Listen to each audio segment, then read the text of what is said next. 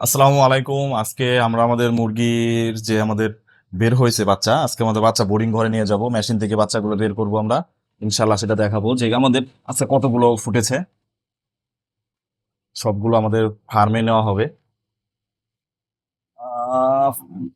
ফার্মে আমাদের ডিম দেওয়া হয়েছিল 300+ ডিম। এখন দেখা যাক কতগুলো ফুটেছে। আমাদের সবই ফার্মিং।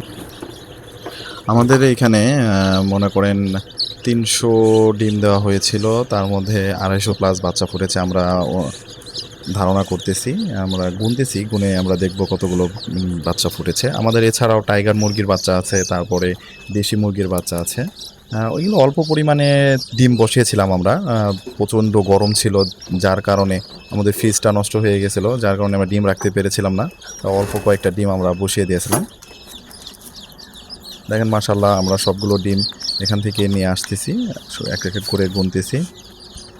দেখেন 200-র মতো হয়ে গেছে অলরেডি। সব মিলে আমাদের 200+, 210টা 8-10টা বাচ্চা এরকম হয়েছে। মাশাল্লাহ, দোয়া করবেন আমাদের জন্য।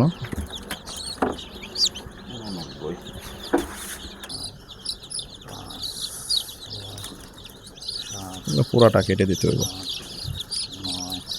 এই হলো আমাদের দেশি মুরগি। দেশি মুরগি আমাদের 38টা বাচ্চা ফুটেছে, আর আর টাইগার মুরগির বাচ্চা ফুটেছে 28টা।